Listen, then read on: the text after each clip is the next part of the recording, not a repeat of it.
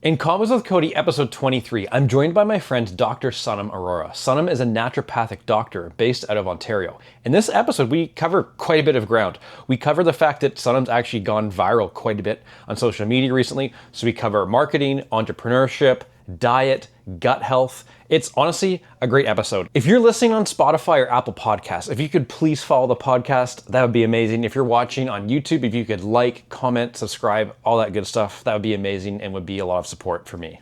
Thank you very much. So in the last week or so, I've seen you've had a lot of clips go viral. I saw one at one point when I checked had 4 point something million views. There was another one that had, I think, close to 2. How does it feel to get your first multi-million view hits on videos? What's this roller coaster been like for you? All right, that's a good question. I first want to start off by saying I'm not a specialist in social media. Okay, like this is I'm learning like everyone else is. Hey, I make a lot of mistakes. We all are. It doesn't matter. Yeah. Everyone says this. yeah. Like I'm learning with everyone else. So like I don't want to come across as like this know-it-all because I'm definitely not. Just want your perspective. That's all. Yes. So it's been a lot of fun, and it's been nice because there was a point where I'm like, you know what, I can do it. Right? Like I got that confirmation from the internet, like as weird as that sounds, that the things that I have to say and the things that I'm saying and delivering are valuable enough to go viral. And that moment was like that little bit of confidence I think I needed and that little bit of inspiration to be like, yes, like this is worth it. I'm going to keep doing this and I really enjoy this. Okay. So in your first 1 million plus view video, at what point did you realize that it was taking off like a rocket ship? That's a good question. So with all of my reels, I post them as trial reels first. Okay. I do use that feature sometimes, but I haven't used it as much recently. So I've been experimenting with this and I find that posting everything as a trial reel first is actually very helpful because you actually get some feedback and some data. Okay. Like I'll give you an example. For one of the videos that went viral, most of the viewers were from India. So in my mind, I'm like, okay, I'm not going to post the video to my main feed when all of India is sleeping. I'm going to post the video to my main feed when India is awake, right? So I posted that video to my main feed around 11 p.m., which is like early morning in India. And then it just like took off, absolutely took off. Smart. Yeah. So I post everything as a trial reel first. And because I post everything as a trial reel, I know like whether or not something is going to take off, depending on how the first few hours go. So if a video gets 300 views in the first few hours, I know it's probably not going to do that well overall. But if it gets thousands of views in the first few hours, then the chances of it going viral or picking up steam is a lot higher. Yeah, I've seen that too. The first video, yeah, exactly, right? So the first video that I posted that went viral actually hit, I think, 15,000 views in like the first 3 hours. And I was like, oh my God. Like, I was ready to go to bed and I was like, Sonam, like my wife, who you know very well, I was like, Sonam, like, I think this video is going to go viral. And she's like, no way. So it was like 11 p.m. and I was ready to go to bed and the video was at like 12,000 views. I put my phone away. Okay. I'm like, I brush my teeth, I floss, I go back, I check my phone and it's at like 15,000 views. And I'm like, Sonam, I don't think I'm going to sleep tonight. Like, this is crazy. But I woke up the next morning and it hit like 75,000 and then it just took off from there. Yeah. It's funny how quickly you start to see the pace change. So for anyone out there who doesn't know this, if you, I believe on Instagram, for example, and there's other platforms that offer similar analytics, I believe you have to switch your account type, I think, to a professional, or at least you used to. Anyway, I don't know if it's still the same, but you had to switch your account type to get access to the advanced analytics. And which I would say is a new-ish feature.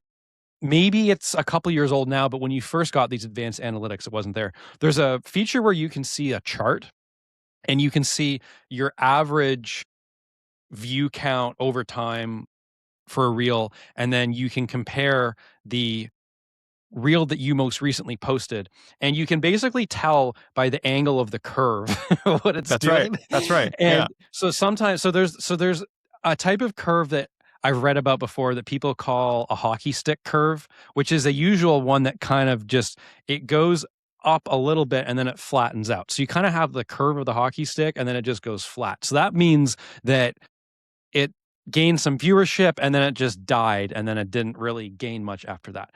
But it's almost like when you're in math class in high school, and you start learning about all the different advanced formulas and stuff. Yeah, And it's a parabola. There's like the tangent and all. I don't even remember all this stuff. But anyway, right. there's sometimes like when the curve, like the steeper it gets, it means that it's increasing viewership at an accelerating rate. So it's like when you see that curve start to go up, it's like, oh my gosh, like what's this doing? So I posted a video yesterday morning. It was honestly just concert footage. But wait, sorry, was this as a trial reel or was it on your main feed? No. I just posted this. I did not use a trial reel. I just posted it. And it was concert footage. But anyway, it's so a big rock band from Toronto, Rush, is doing 4 shows here. And there is a lot of hype about it. So basically, Geddy and Alex, the 2 main members of the band, they kind of bumped into each other. And I put a text up because it was phenomenal footage.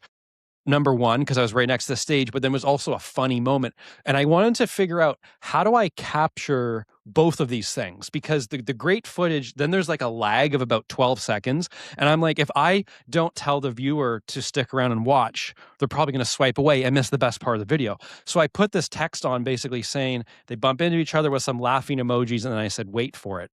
And I mean, the last time I checked my phone, so this is now probably, I posted this yesterday morning, so we're at maybe about 30 something hours now, and across all platforms this video has 600 something thousand views. And it's just a concert. It's not even me talking, it's just concert footage.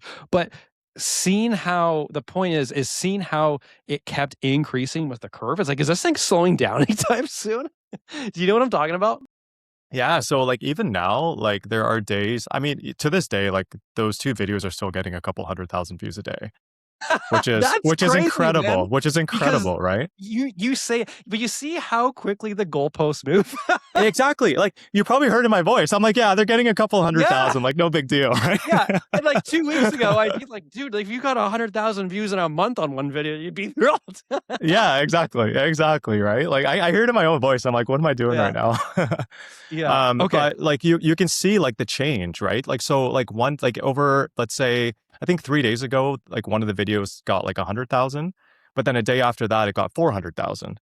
And then a day after that, it was 200,000. So like the velocity and like the pace is constantly changing, which is also very interesting. And I don't really understand like what part of the algorithm actually dictates that or how that works. But I'm seeing it happen in real time right now, which is a lot of fun. Okay, so you said earlier in this discussion that basically you kind of had a figurative talk with yourself, and you said, I know that there's an audience out there for the message that I want to deliver, and I know that I can be good at this, so you decided to just start trying it. So when you first realized that you had the, okay, so Mr. Beast, he talks about this thing called the heartbeat effect, where when your heart starts to race, that's usually means that that's a good sign. So I remember there are 2 examples I can pick out. Number one, when I first started to have the idea of starting my own law practice, I remember I had trouble sleeping at night, not just because I couldn't stop thinking, because I was excited. Like I had trouble sleeping, but it was because of a good thing, if that makes sense. It was a good thing, not a bad thing. Right. Yeah. And then honestly, so I kind of soft launched this podcast twice, really, but a month and a half ago, before I kind of told everyone about it.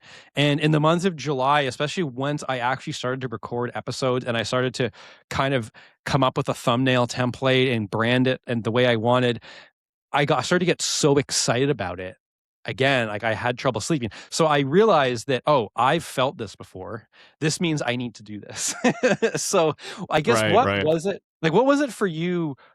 Or maybe you can even just describe your feeling. Like, what was it that made you feel so compelled to be like, I'm just going to try this 150, 200 times or whatever until I figure this out? I think my journey was a little bit different. I actually had some early success with meta ads, which started about 2 years ago. Okay. So back then I was creating content, not great content. Like I cringe when I look at it now. That's besides the point. Man. You got to fight through it. I still keep it up there because I like to remind myself of like where I was before. That's right. Okay. But those ads actually performed exceptionally well. I was getting a lot of leads coming in. And Hmm. like at one point, the leads were costing me, I think, around like $8 to $12. And Cody, I don't know if you've run meta ads before, but that's a really, really good number.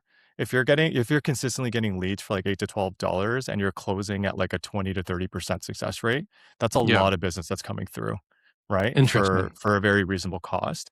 Thank So you. those ads were performing very well. And that kind of gave me like a little boost of confidence, right? Because in my mind, I was like, the ads would not perform well if my message, my communication style wasn't clear, and if I wasn't like really targeting a specific pain point. And that's when I first noticed, like, okay, like there's something real here, and there's something worth exploring, like with Meta, with social media, and with marketing and ads in and of themselves. Okay, so you spent a lot of time when you started though developing your own, right? Like you did it What do you all mean by yourself, that? Yes, editing, shooting, that's right? right. Okay. That's So right. how long did it take you at first to come up with an idea and then execute, let's just say one short form video compared to now in fairness, because we've had this discussion off camera, like Right. I know Right. that you now have some help with your editing, which I think is phenomenal. But do you remember kind of that struggle at first where it's like, man, I feel like I'm putting so much time into this for like a 30-second video? It was painful. Like, it was so painful. And I know you know exactly what I mean. Oh Because yeah. first it's like, how do I record myself? Do I use the front part of the camera? Like, do I use Right. the back side? Use How the far back. away am I supposed to be from exactly? How far Yeah. am I supposed to be away from the camera? Like, do I need a Yeah. tripod? Do I hold the phone myself? What type of microphone do I need? Like, this whole process probably took weeks. And then when I was finally ready to record, I was like, how do I even do this? Like, it's so awkward talking to a flashing light, right? I'm like, am I doing this right? Am I not doing this right? I didn't really have too many friends and colleagues at the time that were posting a lot on social media. Like, there were You some and I people that talked were about doing this. it. We You did and I talk about talked. this. Yeah, yeah, we did. And there were some people that were, and I was just trying to copy other people. I think that was the one thing that I just kept trying to do initially. It's like, let's just copy people that are currently doing this right now, and let's learn a thing or two and just keep building that skill set slowly from there. Okay, so I guess because you have some help now, I was going to ask you about managing your workload. Like, I don't hire any outside help right now for my stuff. I have invested in, for example, technology that I pay a subscription for that has AI that does help me edit. So I guess in a way I've outsourced, I guess a little bit, but not totally. I'm still very involved with my process. Do you find that you're able to manage that well for now between actually seeing patients and then managing your marketing? I think, sorry, to answer the last bit of the last question, I think timeline wise, it probably took me 3 to 4 hours to create like a 30-second clip when I Right. first started. Okay. Fair Right. enough. Fair Yeah. enough. And then eventually I got it down to about 30 minutes. Right. Which is still on the a little bit on the longer side, but I was happy with Yeah. that. Yeah. I was definitely Yeah. happy with that. Now I would say like I spend most of my time recording content, but I outsource all of the editing. So Okay. I spend a few hours a week recording and I batch record everything and then I outsource it. So you pick one day and then you might spend what? Like, and when I talk about the batch recording, it's also putting the plan together too. It's not just being in front of the camera. No, Like there's that's right. That's right. Because you there's need to so know much what to more say. involved that people don't Yeah, yeah. understand. Right, right. So, okay, so you're saying you pick one day and then maybe I'll make this up. You take like an afternoon and you're like, okay, I'm going to write my stuff. I'm going to shoot my stuff. Or is that how you do it? So that's how I was doing it. I was spending maybe 2 hours coming up with content and another 3 to 4 hours recording on separate days. I found that doing it all in the same day was just very tiring. Yeah. Yeah. You Now get I've a little stale. yeah, you get stale, right? And I feel like just that creative spark just kind of dies out. Hmm. Hmm. It's there and it's strong for the first 30 to 60 minutes and then Yeah. it kind of falls flat. Yeah. But now I outsource. So I also outsource the scripting now. I have like a coach that is Okay. helping me, like a social media coach. I know we've talked about this a little bit outside of the podcast. But my business coach is, or my social media coach is helping me with the scripting. I still have to record all the content myself, which I do, but I take all the scripts and what I do is I review everything. So I spend a couple hours, let's say, reviewing everything and then changing it so that it sounds like me and it sounds like I'm saying it, not someone else is saying it, or I'm not like reading off of like a piece of paper. And then I batch record everything in a day. And then it gets sent to the editing team who edit everything. And then they send it back to me. And then I post everything online. Okay, so you're saying that you do your scripting on a different day, That's and right. then you shoot on a different. So when you actually shoot, like actually being in front of the camera, how long is it on average? Now I would say I can probably get through like 5 to 10 videos or pieces of content within about 2.5 hours. Okay, I think that's pretty good. I It's would pretty say. good. So that's like an entire week's of content recorded in about 2.5 hours Right. for Okay, me. and then you mentioned earlier about feeling stale with creativity because I know that exactly what you're talking about. Have you learned how to put yourself in situations where you might not know the idea, but you know that if, for example, for me, if I go for on a nice day a long, let's say hour 15, hour and a half walk, I know that at some point I will come up with some sort of idea, whether it's for my business, whether it's for whatever it is, where I'm going and getting my notes app and I'm typing stuff down. So it's like even though I don't know what I'm going to think about, I know that if I go on this walk, like some sort of good thing that I don't know is going to come out of this. Have Right. you figured out how to put yourself maybe in whatever that is for you in a situation where like, it could be in the shower where you're like, oh, I'm going to come up with something in here. I would say my mornings are very precious for creativity. I start my mornings with some meditation. And I find that as soon as I'm done with my 20 minutes of meditation, like that's when the creativity really starts flowing. Hmm. So I get a lot of creative ideas then. And then, like you, I also like going on walks in the evenings. And I get a lot of ideas then. So what I try to do is I try to have my phone close to me at all times. So if something does come Yeah. up, I'm able to just write it down because I know that I will definitely forget it if Oh, I just try oh to yeah. remember it. It's gone. Yeah. Yeah. Yeah. I've learned to figure out so if I get some information, I can usually tell, is this something I'm going to remember or is this something I'm probably going to forget? So if it's something I'm probably going to forget, I set a reminder immediately or I go into my notes app. I've actually also started because you can save voice recordings in a note, at least on your iPhone. So You love sending voice recordings. I've noticed that. well, because sometimes number one, I can articulate myself better. Right. Number two, if it's a longer thing, I don't want to spend like it will take me less time to just send you a voice note and Right. it might Right. run a minute and a half. Like for me to type a 1.5 minute voice note might take me 3-4 minutes. So it's like do the trade-off, do the math, Yeah, you save time. It's smart. And nowadays, like at least on an iPhone, like when you send a voice note over, it actually like turns it into text. So I can actually Yep. read everything out. Like I so do. it's So really usually easy. what I do when someone sends me, well, it depends on context too. Um, like if I'm in the middle of doing something with my hands or like, you know what I mean, then I might just so I do it. You can adjust for 2 times speed. Did you know that? No, I didn't.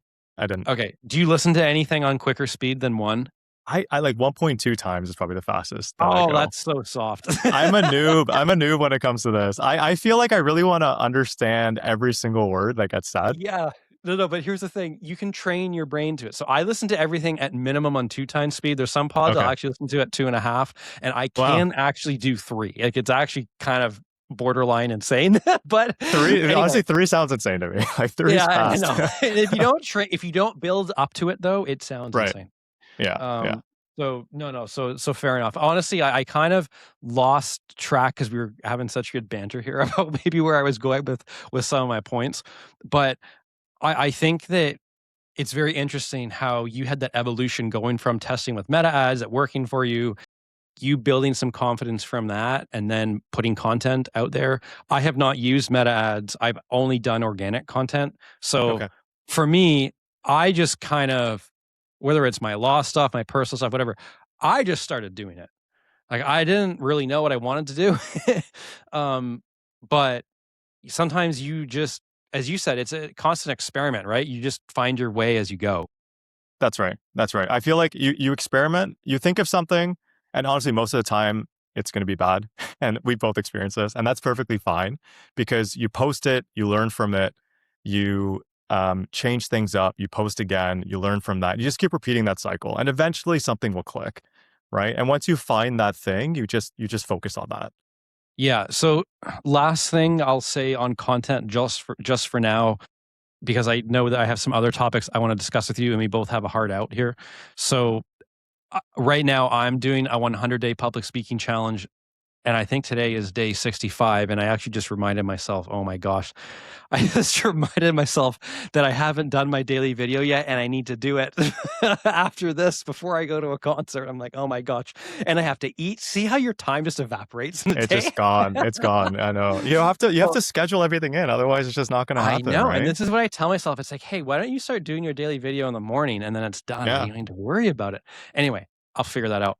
But Yeah. the point is, I started doing that as a mechanism to just improve and just really practice. Like, it was just, let's just practice talking about something to a camera for 60 seconds at minimum. And then, but it's not just the talking to the camera. The practice of it with content is also putting it out there, getting the feedback, and then moving on to the next one. Like, it's, you know what I mean? Like, sometimes I've heard, like, some people will be like, oh, like, I'll put the video together, but I'm not going to post it. And to me, it's like, okay, I get it. And that is better than doing nothing. Don't get me wrong. Yeah. But to me, part of the practice is feeling uncomfortable. Like, you know, when your finger hovers over the post button, and it's like, should I do this? Should I not? So it's like, that's all part of the game. That's right. That's right. It's part of the game. Like, you have to, I think you just have to get used to it. And it's just like a muscle. The muscle gets stronger over time. The more you do it, the easier it gets, right? The easier it gets, the more you learn, the more you learn, the more you do it, right? And it's just like, it's like the cycle that just keeps going. Yeah. As long as you're consistent. That's the key. That's the key. You have to be consistent. For sure. In the last 3 weeks, so for example, in the first 46 days-ish of my speaking challenge, aside from pissing off a bunch of soccer fans about the World Cup, for the most part, no one really seemed to care about the videos that I was doing. And then all of a sudden, one just hits, and mind you, a major rock star comments on it, and then we go back and forth. Like, there was other factors here, but the point is I just kind of stumped. And then in the last 3 weeks now, like, my video viewership is just way up, and I didn't plan on talking about music. It just kind of happened. And anyway, right. But that's just kind of part of the game. So I want to talk to you about diet/nutrition as well as gut health, because I know that these are things that you talk about in your content. So before I get into that, can you just explain, because you're an ND, which means naturopathic doctor, correct? That's right. That's right. Can you just please explain to anyone listening, I guess, the difference between an ND and an MD? So I'll explain what an ND is. An ND, like you said, is a naturopathic doctor. We use natural medicine to help our patients and to discover the root cause of, like, whatever it is that's going on with their condition or concerns. And we really emphasize lifestyle. So think dietary changes, focusing on stress management, optimizing sleep, exercise. And not only that, but we also use natural medicines like botanicals, herbs, supplements, acupuncture, IV therapy, vitamin injections. Our scope is pretty wide. And treatment really depends on the patient's concerns, and then also, like, what we think is best for the patient. So there's a lot of, like, informed consent with it as well. So if someone comes to me and they really want to focus on diet, that's what we'll focus on. If someone comes to me and they're more open, we'll use a combination of dietary changes, lifestyle changes, and different supplements and botanicals. Sometimes people only want acupuncture. It just really depends on the needs of the patient and what we think is best for them. So you do acupuncture too? I do acupuncture as well. Now, for my own practice, my own virtual practice, which is like the business that I'm running right now, it's all virtual. So we don't do any acupuncture virtually. That would be impossible. But I also work out of a physical location in Kitchener. I work there twice a week, and I do acupuncture there. Okay. So I remember when I used to play competitive sports, I would have to get acupuncture sometimes to just treat various muscle pulls, whatever. And I remember my guy, Matt, he's a friend, like I still talk to him quite a bit. And I remember he used to put all the needles in my back or whatever. And I think I was uncomfortable, and I, like, started to, like, move around and stuff. And he kind of said to me, he's like, dude, how the hell are you moving around like that right now? With all the Like, needles in? the Yeah. needles, I'm like, I don't know. Like, he's like, do you Yeah. not really, like, does that not bother you? I'm like, I mean, I feel needles, but I mean, I'm fine. He's like, like 95+% of patients that I have, like I put the needles in and they don't want to move. Like they're Right. frozen. Right. Yeah. Yeah. So anyway, funny little tidbit. But what I wanted to ask you, okay, so I understand now the scope of your practice. So what are maybe some common foods that maybe people, the average person might think are healthy that is maybe at the top of your list when you maybe say, no, no, no, that's not what you think it is? Good question. I would say there are a few that come up. Protein bars. That's one that I would say that a lot of people think protein bars are healthy, and some of them are. I'm not saying they're all bad, but a lot of them are also ultra processed and have a lot of sugar in them. The Mhm. same goes for flavored yogurt. Now, Greek Oh, yogurt or yeah. yogurt in and of itself is great, but once you start adding that flavor, you're just adding a ton of sugar to the yogurt, and it's taking away from all the health benefits that you could be getting if you were just eating plain yogurt. Dude, I've been So on the those two plain foods yogurt are train top of for a my while. list.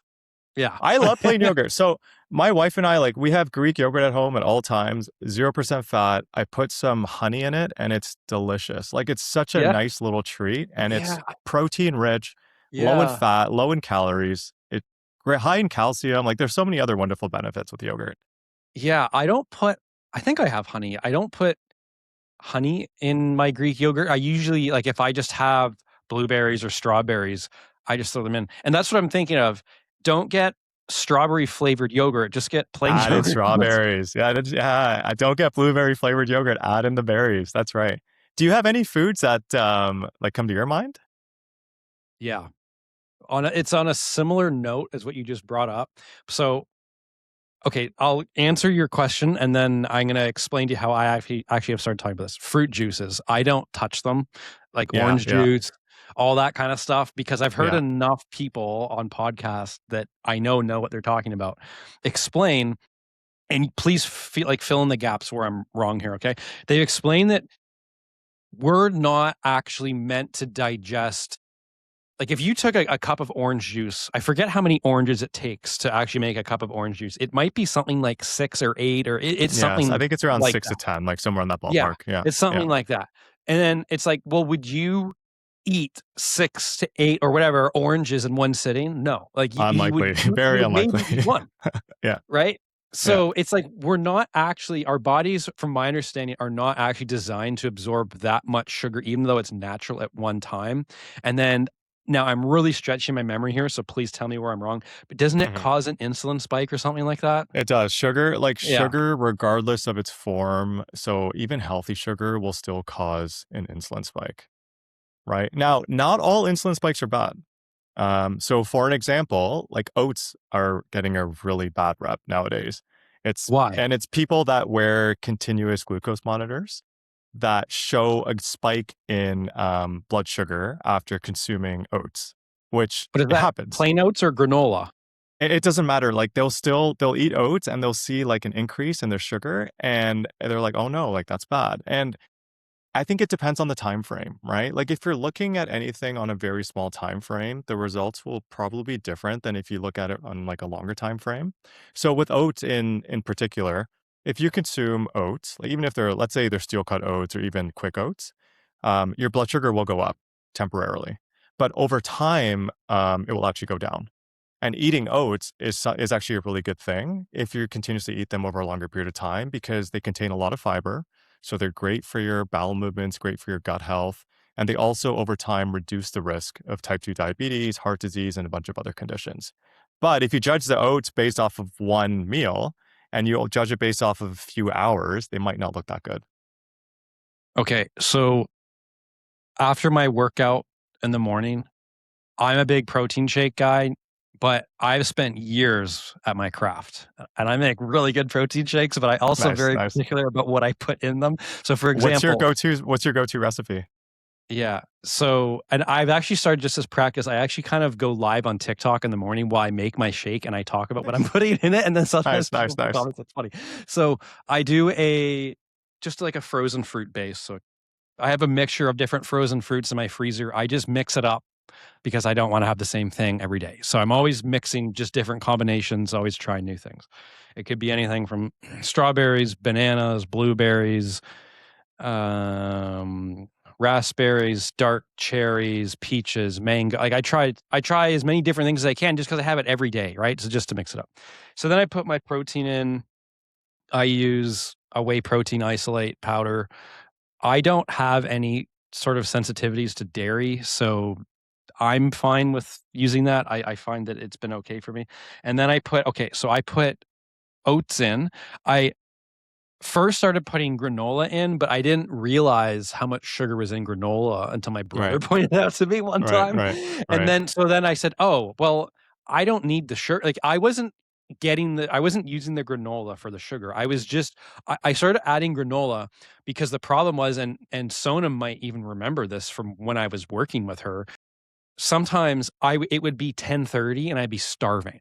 And I was like, okay, Mm, well, my protein shake isn't filling me enough. So then I added granola and then I realized, oh, okay, I don't want all the sugar, but I do want the benefits of the oats. So I already have mhm, enough mhm, other ingredients like in my mhm, shake. So I add oats in. And now sometimes like I like to eat lunch usually around 12. If I'm hungry earlier, I will eat earlier.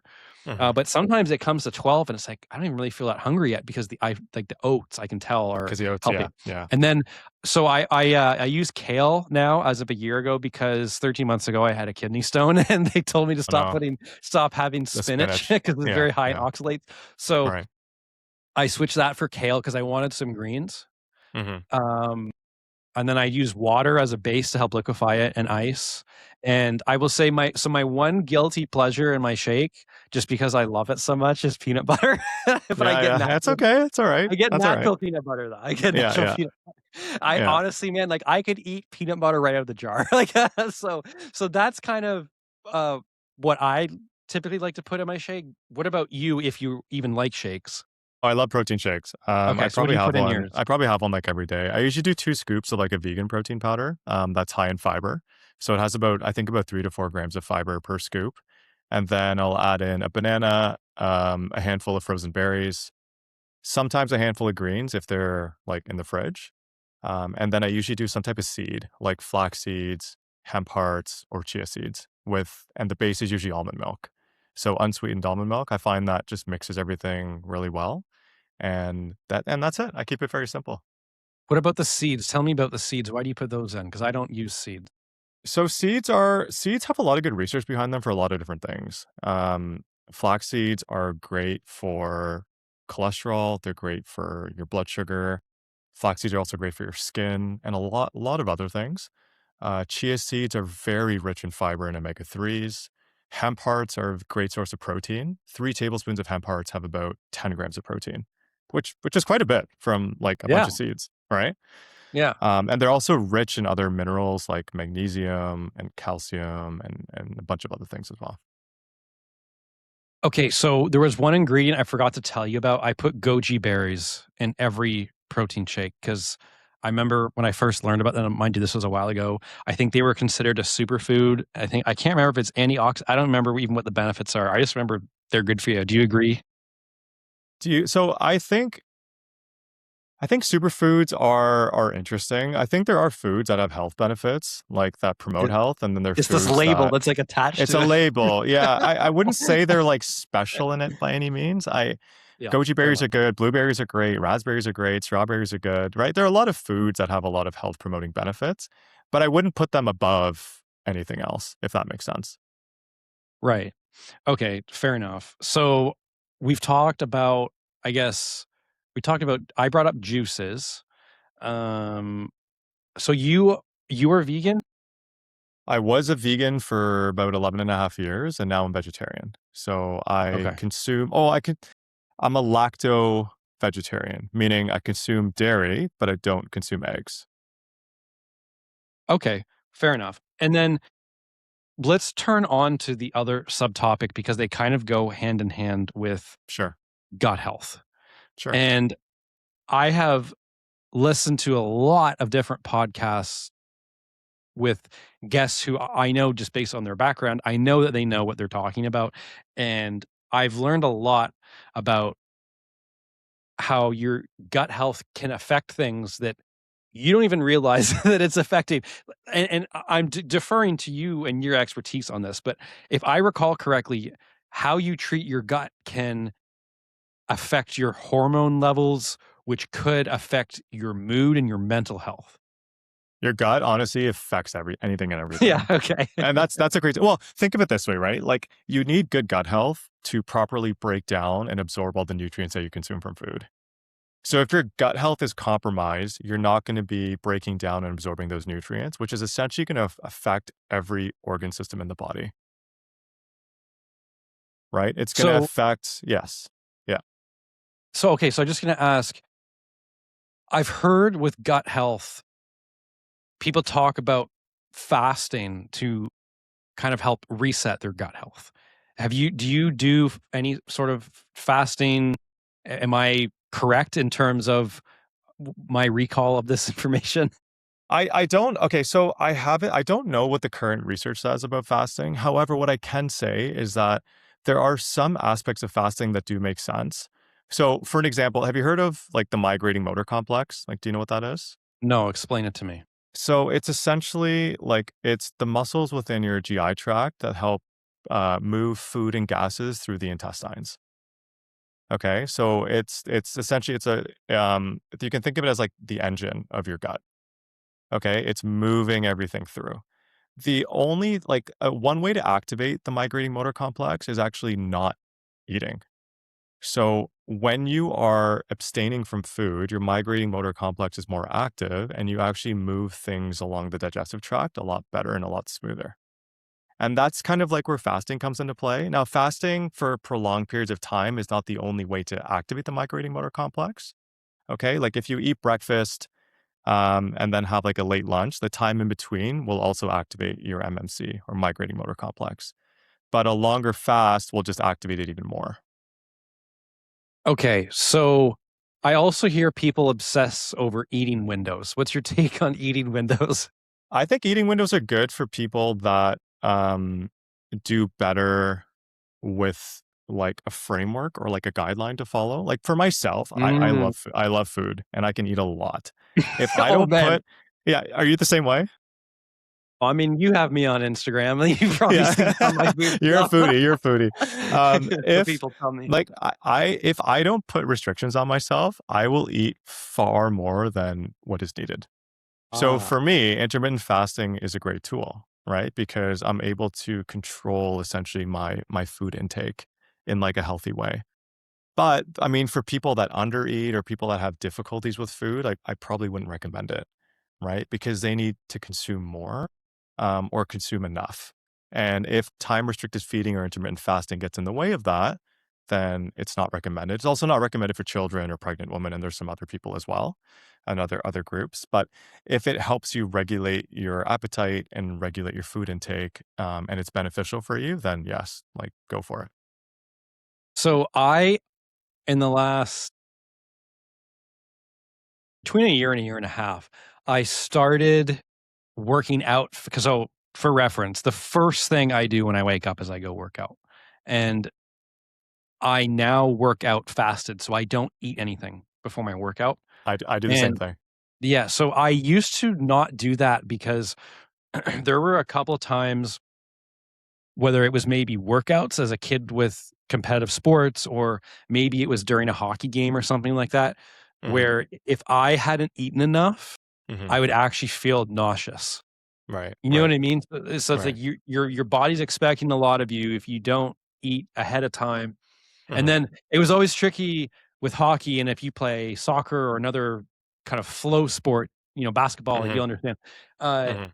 it's it's like you wanna find that fine line between having fuel in your stomach, but then not eating too much and feeling it's like you're gonna feel like you have to puke on any end of the spectrum if you don't Yeah, eat yeah, enough or eat too much, so it's like you gotta yeah, find that yeah. middle ground, you That's know? right. That's right. So, I find that in terms of working out fasted, Mhm, it's done well for me. Like I don't have that. Now there's a very, very, very rare time, maybe when I'm in the cardio stage, which I finish my workout with, where I Hmm. kind of get a pit in my stomach. But then if I just drink some of my water actually I use sugar-free electrolytes. If Hmm. I just drink some of that and just kind of get some liquid in my stomach, then usually I'm good.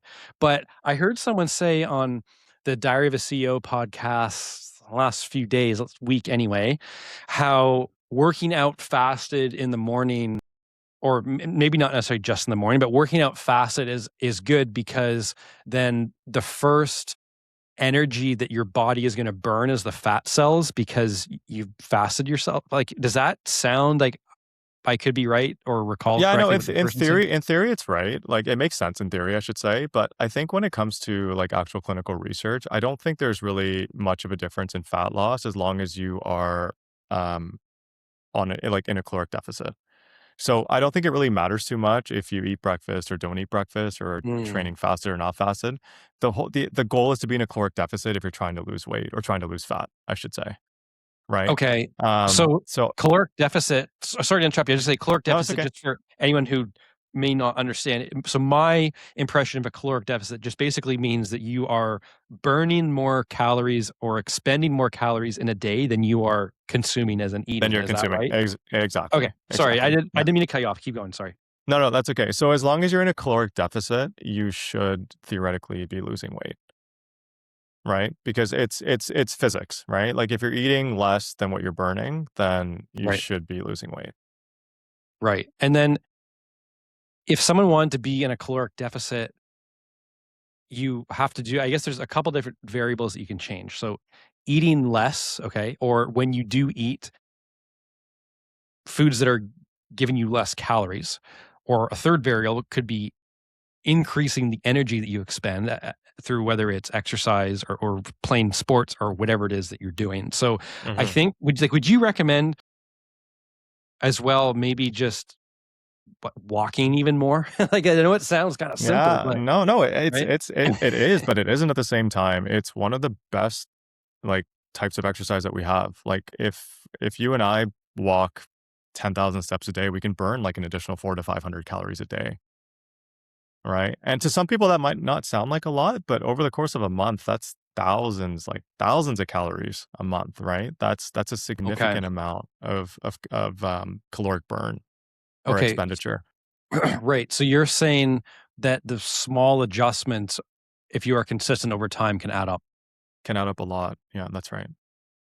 Okay. So yeah, that's interesting, because I feel like when people want to take on a big task, let's just say there's someone out there that says, I want to lose weight. I mean, depending on maybe where your starting point is, like for a lot of people, that's a big mental hurdle to just even figure out how they want to go about making a big lifestyle change. Hmm. It's, I think breaking things up into smaller bite-size goals just is Hmm. a lot easier than seeing like this big goal of wanting to lose like 50 pounds or 100 pounds, Right. Right. Which can right? be done. And I've seen it, Yeah, it but can be done. Yeah. yeah, yeah, yeah. But And if then, your goal is, I just want to lose 2 pounds in the next month, like that's a lot more achievable than trying to lose 100 pounds, mhm. right? The other thing I wanted to add to this discussion is I find that this is more of a dinner thing. I never feel this either after having a shake or my lunch, because I eat smaller lunches now than I used to. And it's not that Hmm. I'm even trying to do it. It's just, I guess I've just trained my appetite to not crave as much at lunchtime. But I find with dinner, especially because obviously, you're going to be going to bed at some point. After I eat, even if it's just 10 minutes, like sometimes I'll do 10 minutes, 15 minutes, sometimes I'll do 30 minutes, but just going for a walk after I eat dinner, man, it just makes a massive difference, Yeah, you yeah, know? it does. Yeah. I watched this video recently, and it was about going for a fart walk after after after eating, right? It's very Yeah. simple. It's like you go for like a 10 to 15-minute walk, you pass some gas, you burn some calories, and she just labeled it like as a fart walk, which I found really Oh. funny. What is it about even a short walk after eating that can help with your digestion? I think what's really underappreciated is like how much sugar our muscles can store and how much they can burn. So when you go for a walk, you're using your legs and your glutes and your calves, like your leg muscles, which comprise most of our muscle mass on our body. And when you exercise, even if it's like a short walk, you're burning a lot of calories off in that's stored in the muscles, and the muscles are pulling the sugar out of the blood and into the muscles. So that part is really beneficial in regulating your blood sugar. And then for digestion, it improves motility. So walking improves motility, again, which is a movement of food and gases through the intestines. So it can help Mm. alleviate buildup of gas, pressure in digestion. It can also help with constipation.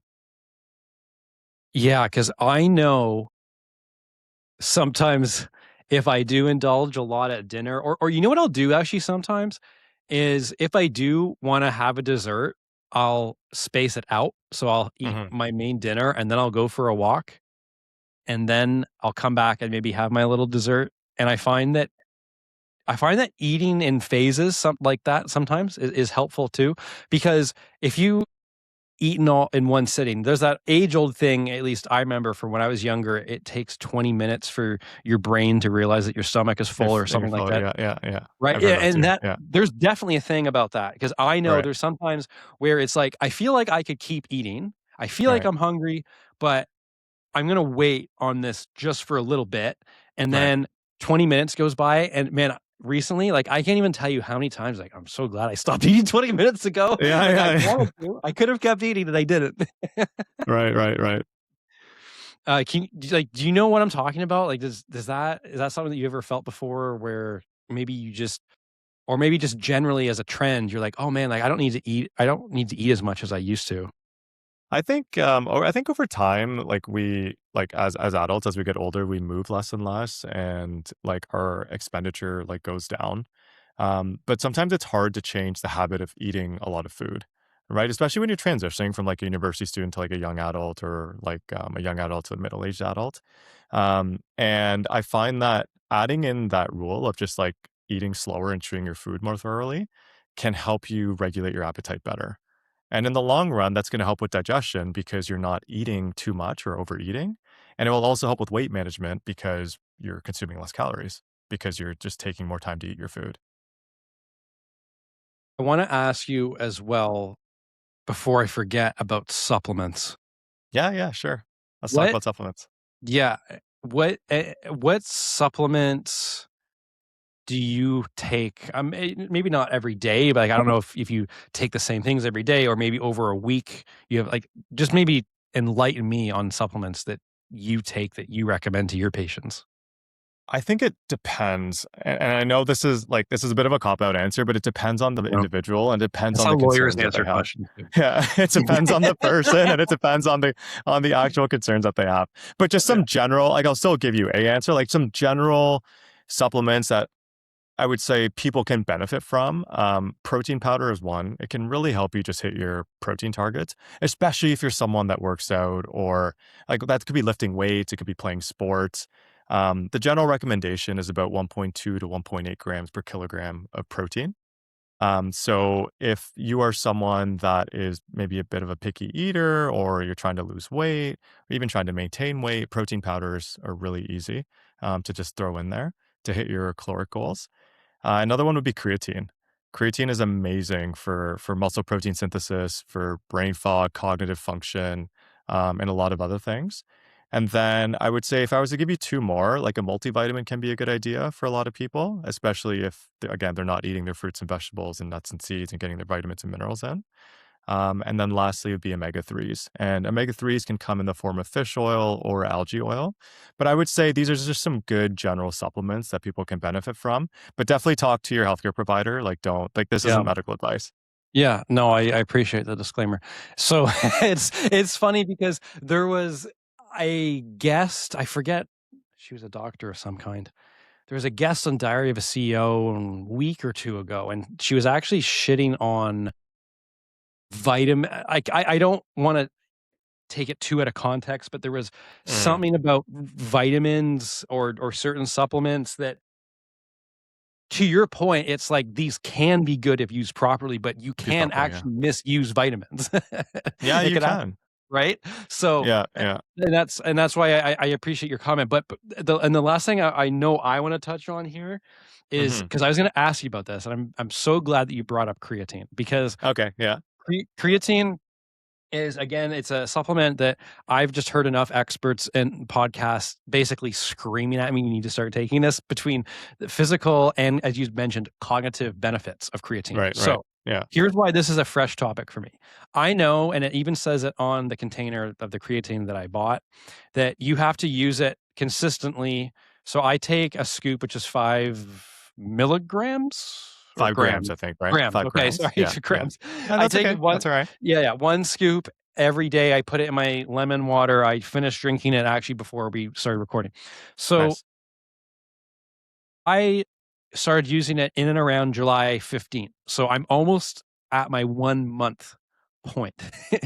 So I would like you to enlighten me further, I guess, even just like explain to me maybe how I might see differences uh, in my lifestyle, whether it's cognitive or physical, maybe in the next few weeks. Because again, I kept my expectations very low and tell myself, you're going to be drinking this stuff for a month at least, and you're probably not going to notice a difference. Right, right, right. So I would say I have a few comments here. Number one is that it usually takes about a month to saturate the muscles with creatine. And what creatine does in the muscles is it helps your muscles hold on to more water, and it also gives them a bit more energy. So you may notice that you're a little bit stronger in the gym, or when you're playing sports, you're just a little bit faster, a little bit more energy, right? I am These doing more weight benefits, in the you gym. are, I can right? already How much tell. more weight Yeah. are you pushing approximately? Uh, Not very big jumps, Okay. but it, I mean, I'll put it to you this way. I used to do dumbbell presses because I don't do barbell anymore for my chest because I have a bad shoulder. Um, I used to do 90 pounds. I stopped doing that. And then I was at 80 for a while, and then I built back up to, and now I'm doing 85, but I think I would do like 10 reps at 80. So now I'm doing 10 reps at 85. So I've increased, like, it's only like That's five that's pounds, but that's pretty significant because you're but I able to keep noticed the the same rep difference. range. Yeah, yeah, that's Yeah. significant. Yeah. Or it could be, let's say maybe I'm doing barbell rows. Maybe I add 5 pound, like a small 5 pounder onto each side. Hmm. So I'm making it's like little adjustments, but it's noticeable enough that it's like, I know that I couldn't do this a few months A month ago. ago. Yeah, yeah, Yeah. yeah. But I would say that if you want the cognitive benefits, you have to take creatine at a higher dose, somewhere between 10 to Okay. 15 grams a day. Really, that Okay. sounds like a lot. It does sound like a lot, but I don't think there's a lot of published research to support what I'm saying right now. But I think there are a lot of gym bros, and oftentimes gym bros are ahead of the curve when it comes to these things. There are a lot of Reddit forum discussions and people online that are saying that 10 to 15 grams is actually a better dose to experience some of the cognitive benefits. Now, personally, I haven't tried taking creatine at 10 to 15 grams a day. But I've heard some good things from patients and again, like people online. Okay. So we'll have I'll text you. We'll have another discussion at some point later in August when I'm past that 1 month point. But Perfect. physically, I definitely so is it possible then, and I don't mean to come across in the wrong way here, but would I be able to notice any visible changes in my body, or is that just as a result of, as you said, maybe being able to lift more weight or do more reps? So it's like, okay, yeah, no kidding. You know what I mean? Like, does the creatine maybe affect your visible appearance on its own, or is it just because maybe you can lift a little more weight that's actually what's causing it? If I'm asking my question clearly. Yeah, I think there are two parts. I think like lifting more weights should theoretically get you a bit stronger. And if you're getting stronger, you should be putting on a little bit more muscle mass. So you should notice Yeah. a little bit of a difference there. And then Yeah. the second piece is the water retention in your muscles. Like you should feel a little bit more of like that pump, right? Your muscles would be a little Right. bit more swollen with water and you should I do notice a little feel bit like more that. size. Yeah, I do that's like, that's probably that's feel like that. That's from the creatine. Oh, there's one I'm other trying. note actually with the creatine that I just wanted to share with you. It's actually like vegetarians and vegans will actually benefit more from a creatine supplement than omnivores because our bodies make about 1 gram of creatine a day. like our bodies themselves make about 1 gram of creatine per day. You can get another gram of creatine from your diet if you're an omnivore. But if you're a vegan or vegetarian, you're not getting that additional gram of creatine. So they'll actually see more of a benefit from supplementing with creatine. Interesting.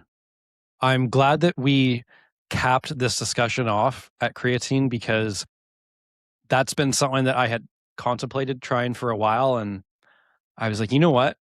Let's just give it a shot, see what happens. When I was younger, playing competitive sports, when people started, when we got to the age when you're in the gym, people used to say, oh, I'm drinking creatine, but it was always some bullshit pre-workout with a load of caffeine. And I don't Caffeine. drink, I don't drink coffee. So Right. caffeine for me is only in emergencies when I'm desperate. So anyway, I didn't, when I first started looking at or thinking about creatine, I'm like, okay, well, I don't want any of that caffeine stuff with all these heavy flavors. Anyway, I found an unflavored one and I seem to be happy with it so far. Nice. I greatly appreciate you coming on and having this discussion with me. We are getting close to, we both have a heart out. I just want, maybe before I finish the discussion, I know that you had told me before that you wanted to maybe ask me some stuff. So I know we're kind of tight on time, but just before, is there anything that you wanted to ask or have we covered it at this point? Yeah. Well, first off, thanks for having me on your podcast. It's been a lot of fun. I like the This is back and fun, forth man. that we had going on. It was really No good. worries. Yeah, I actually do. So I just wanted to know, like, how's your journey been like with social media and podcasting? And I know you run your own business as well, and like you're doing a lot of different things right now, and I think that's amazing. But like, how has it been like? Like, what's the process been like, and how do you manage your time and to get all this done? That's an amazing question. So you can ask your wife. I've always been a time management guy. Right. We used to work, for people who don't know, I used to work with Sanam's wife at a law firm while we were students together. And so Sonam, your wife, and I have Sonam and Sonam. yeah. We've spent, we used to sit next to each other in the area. So we've had these discussions a lot. So in terms of managing my time, actually, I appreciate that question as well, because there's something I meant to bring up earlier. First of all, with the podcasting and the content, I have realized in the last 2 months that I have to prioritize it, because if I Mhm. don't prioritize it and if I don't put it on my schedule to do it, it is Mhm. such an easy thing to just say, I'll do it tomorrow, I'll do it, or I'll do Mm. it later, which means tomorrow, because later just doesn't end Mhm. up happening. So, Mhm. because I find myself in this conundrum where, for example, I can't remember if it was last week or 2 weeks ago, but when I think it was 2 weeks ago now. So when I actually did a hard launch of my podcast, there was billable work that I could have done for clients, which would have, as in legal work, that would have gotten Mhm. me paid more quickly. But I Right. actually found myself, because there weren't any deadlines attached to it, so it was fine. But I actually found myself putting off doing that to do this kind of stuff, which Right. was very weird because I Right. used to Yeah. not be like that at all. Like I used to tell myself, okay, like this is how you make, and then it's like, okay, now that I've started to see some growth, it's like, no, like you got to put your foot on the gas here. Like if you don't do it, then like it's not going to grow. So I guess to answer your question, in terms of managing everything, I think that I keep a to-do list that I basically have every day of the week, and obviously I have my calendar too, but Mhm. I also have a sticky note, and I don't mean a literal one, but an electronic one on my computer. And Mhm. I have Sunday through Saturday, and I will list off all the tasks that I need to do. So I am a big to-do list guy, but I try not to be obsessive over it because it's very easy to be obsessive over it. But I And sorry, think do you like block your time for different activities, or do you just have a to-do list that just gets done every week? Or do you do I'm both? not a time blocker yet. I feel You're like not a time maybe blocker. I'll Okay. try that. I know some people Yeah. swear by it because sometimes, depending on the schedule too, it's a matter. I try to do the hardest thing. I try to do the things that I don't want to do as early as possible in my day. Mhm. So I think that in terms of managing everything, it's recognizing the benefits that you're getting out of it and then just committing to it. Is that a good answer? Yeah, no, it's good. It's good. It's good. It's always nice to get other perspectives, right? I feel like we're Yeah. both in like a similar stage of building our business. And you're posting a lot on social media. I'm trying my best to post a lot as well. And it's nice to just hear someone else and like how they do things. Yeah, it's not easy managing everything. There's sometimes when I do feel overwhelmed, but I think it's more of the long-term picture that keeps me moving forward Right. and seeing other people have success with things and saying to myself, I know that I can do this too. I know even though I may not be a polished podcaster, for example, right now, give me 500 reps. How can I not be? You know what I Hmm. mean? So I think Hmm. it's just committing to that and building confidence from previous wins. Is there anything else you wanted to cap off? I was just going to say, I feel like entrepreneurship is like, it's fun, it's tiring, it's addicting, it's exhausting. It's just, there's a whole mix of emotions. But, at the end of the day, it's what we enjoy, right? Oh man, I love it. I wouldn't have it every other way. It is very hard, but it's the best thing I ever decided to do. Awesome. Awesome. I appreciate you coming on. Yeah. Thanks a lot for having me.